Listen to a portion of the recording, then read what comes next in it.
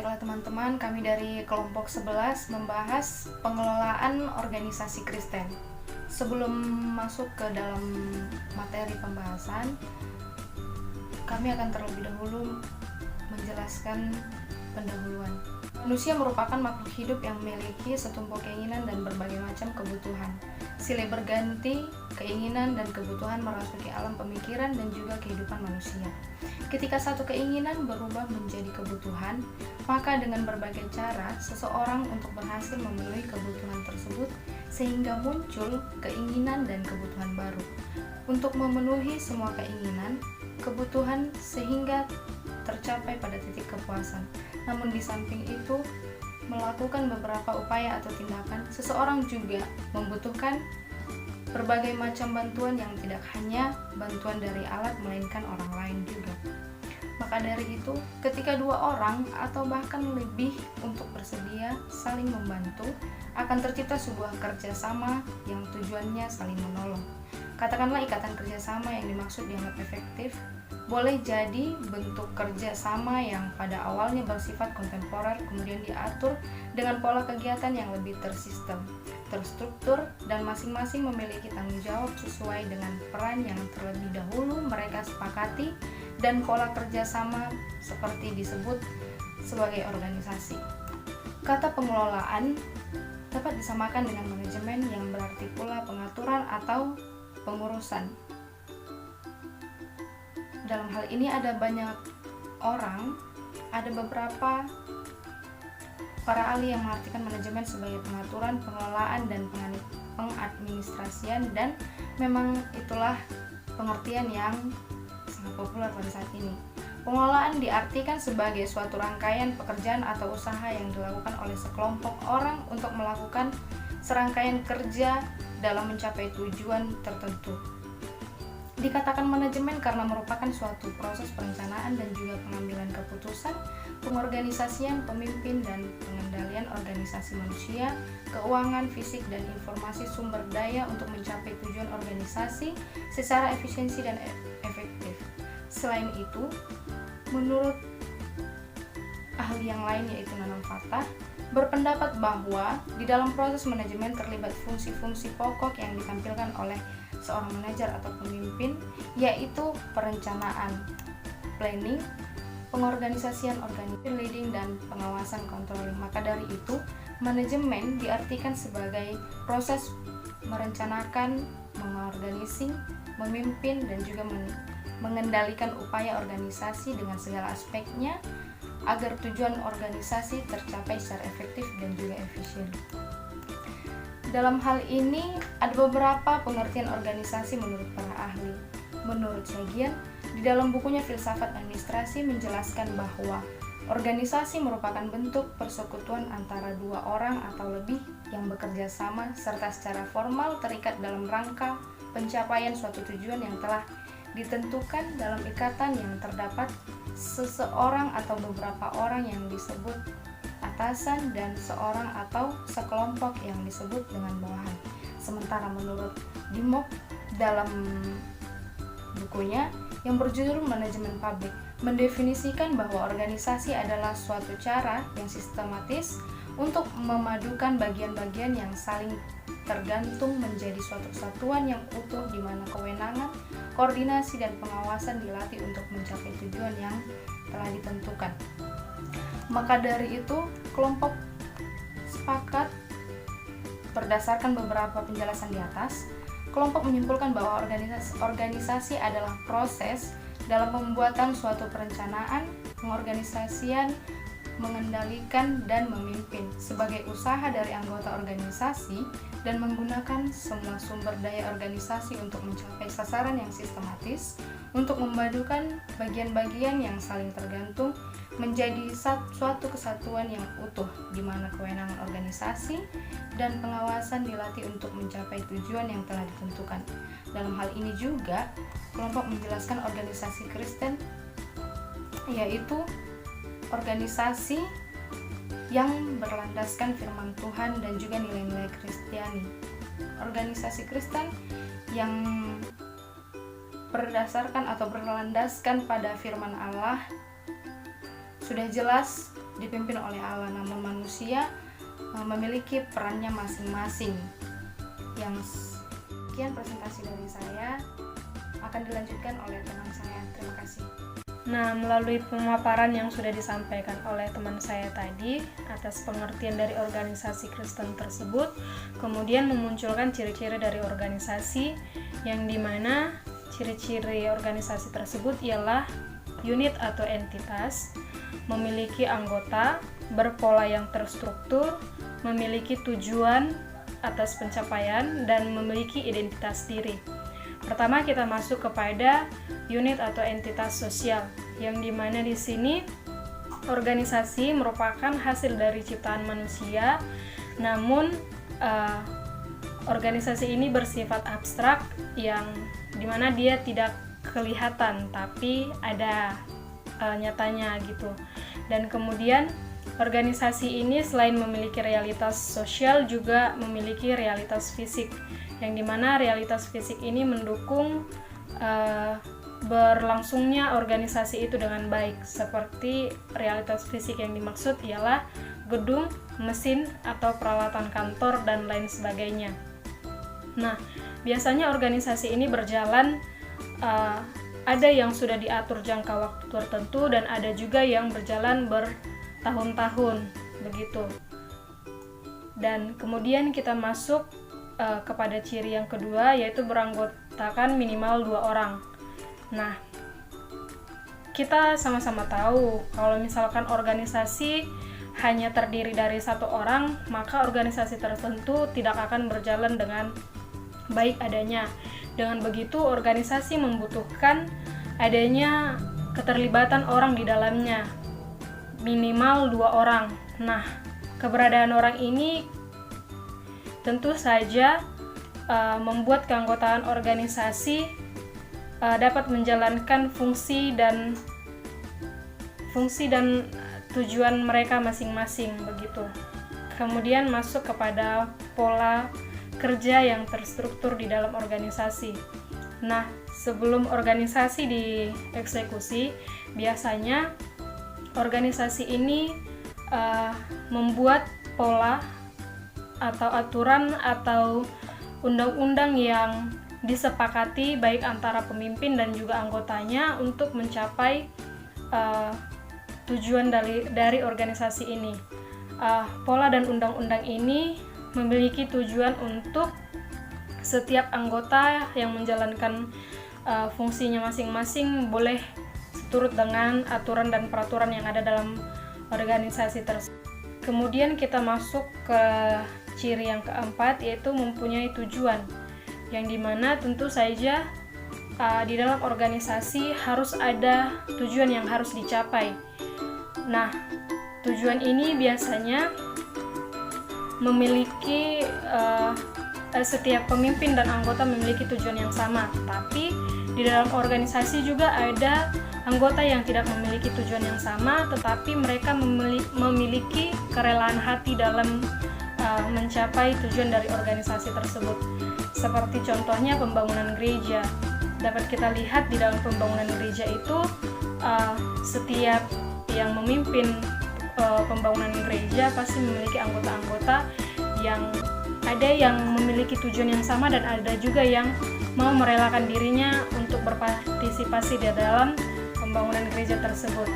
Kemudian tidak lupa juga ciri yang kelima, yaitu mempunyai identitas diri, yang dimana identitas diri organisasi ini menunjukkan kelayakan mereka untuk diakui orang-orang yang ada di sekelilingnya.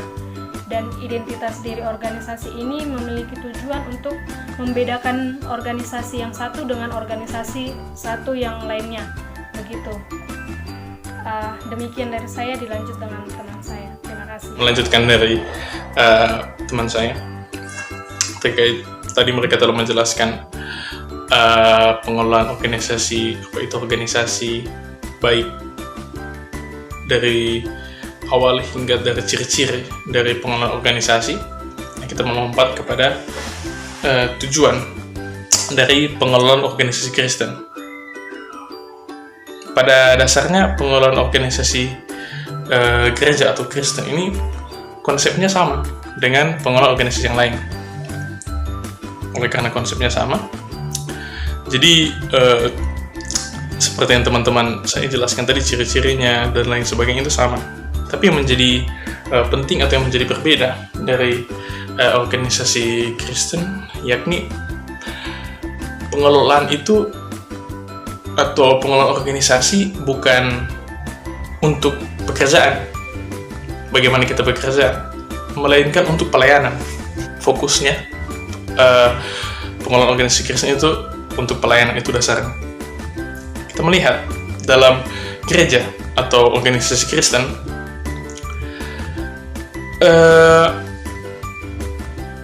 itu sangat penting untuk kita melihat pengelola organisasinya, oleh karena tujuannya itu jangka panjang untuk menggapai misi dari gereja, untuk menggapai misi gereja. Nah, pengelolaan organisasi gereja kita sederhanakan di sini sebagai administrasi gereja, bahwa administrasi itu memiliki tujuan untuk mengembangkan jemaat, serta tadi untuk menggapai misi gereja. Lebih lanjut, kalau kita melihat kasus-kasus atau kita melihat case dalam gereja bahwa ada kantor gereja yang bereksistensi, itu bukan hanya untuk pekerjaan, tetapi untuk dukungan bagi jemaat mencapai apa yang disepakati, baik rapat majelis atau rapat bersama para jemaat, itu untuk mencapai semua hal yang telah dibahas dan disetujui oleh gereja. Yang pertama, untuk pelayanan sebagai dasarnya, pelayanan kepada jemaat, lalu untuk menggapai misi gereja tersebut. Nah, jadi kantor gereja di situ kita melihat mencerminkan perasaan positif untuk para jemaat. Kalau kita sudah memahami hal tersebut, kita dapat melihat bahwa pengelola organisasi Kristen ini sangat-sangat penting bagi kita. Jurnal yang ditulis Eusebio Pasaribu, bersama Agus Sugiarto, mereka menuliskan bahwa pedoman administratif atau pengelolaan gereja itu berpusat pada kantor gereja, di mana semua tercakup di dalamnya apa yang dibahas, seperti yang tadi saya telah jelaskan, bagaimana apa yang telah dibahas oleh pendeta untuk mencapai misi gereja dan pelayanan, apa yang dibahas bersama pendeta dan para majelis maupun jemaat disepakati, jadi dieksekusi dalam semuanya itu dalam kantor gereja, baik mengenai fasilitas, perlengkapan, perjalanan itu, persoalan masalah perjalanan, penerimaan jemaat, perlengkapan kerja, catatan-catatan yang harus diketahui oleh pendeta dan untuk melayani jemaat. Di situ kita melihat pengelolaannya dalam kantor gereja. Nah, kita perlu mengetahui bahwa perlengkapan kantor itu diperlukan. Perlengkapan kantor seperti meja, kursi, lain-lain. Sementara seorang administrator untuk mempercepat pekerjaan. Jadi semua itu diperlukan untuk mencapai yang tadi, dua yang inti tadi. Bukan pekerjaan, melainkan pelayanan. Dan untuk menggapai misi gereja, makanya diperlukan sebuah pengelolaan baik dalam kantor, para administrator, maupun perlengkapan yang ada dalam gereja. Oleh karena di kantor gereja itu semua hal, semua aspek terkait jadwal-jadwal pendeta melayani, berkaitan dengan semua, itu berada di kantor gereja. Itu berpusat di kantor gereja, lalu dia menyebar luas untuk mencapai pengelolaan organisasi Kristen atau pengelolaan gereja yang lebih baik dan yang bertujuan kepada misi gereja, menggapai misi gereja serta untuk melayani. Setelah kita mendengar tentang ciri pengelolaan organisasi Kristen, sekarang kita masuk ke dalam kepemimpinan dalam pengelolaan organisasi Kristen. Kepemimpinan di sini terkait luas dan hampir di setiap ranah kehidupan. Oleh karena itu, kepemimpinan dapat kita lihat aktif atau pasif dan selalu muncul kapanpun dan di mana saja. Oleh karena itu, kepemimpinan tidak terutama berkenan dengan penata organisasi gereja, tetapi berkenan dengan penataan pelayanan gereja kepada Tuhan dan bagi dunia. Kepemimpinan dalam organisasi Kristen tidak bertujuan membuat organisasi gereja dengan baik, tetapi dapat menata organisasi gereja dengan baik supaya pelayanan dan kesaksian kepada dunia berjalan dengan baik. Oleh karena itu, kepemimpinan memiliki kekuatan khusus di setiap pemimpinnya, tentu berbeda-beda. Dalam teori kepemimpinan, kekuatan khusus itu biasanya disebut sebagai kekuasaan atau disebut otoritas. Otoritas yang menjadi andalan seorang pemimpin dalam menjalankan kepemimpinannya sangat ditentukan dari tingkat keberhasilan kepemimpinan tersebut. Setiap pemimpin juga perlu membutuhkan otoritas, tetapi keberhasilan kepemimpinan sangat ditentukan oleh sumber otoritas yang diandalkan pemimpin.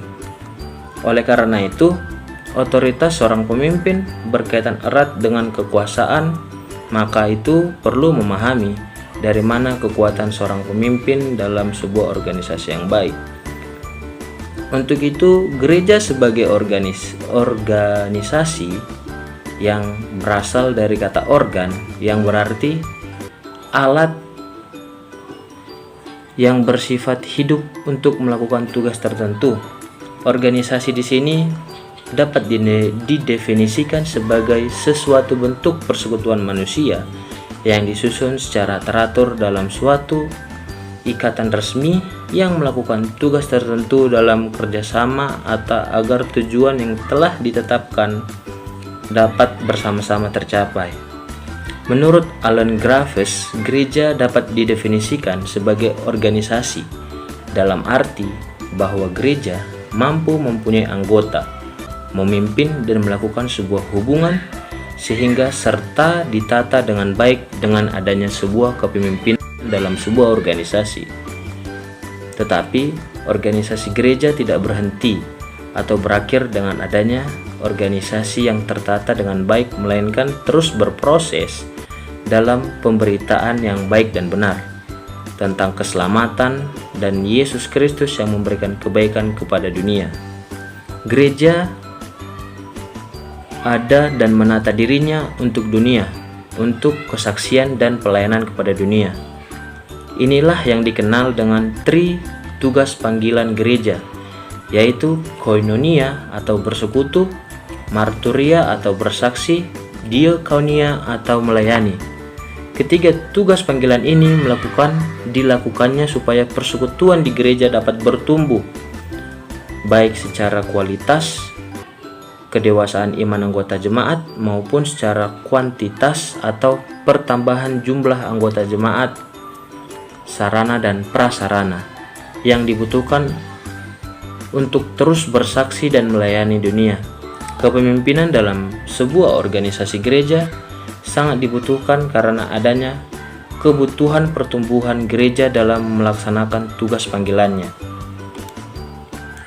Oleh karena itulah, pada sekarang ini para pemimpin harus melangkah lebih jauh dengan bersikap sebagai pemimpin yang dapat merangkul sebuah organisasi untuk menjadi sebuah koordinator atau fasilitator dalam sebuah lingkup jemaat.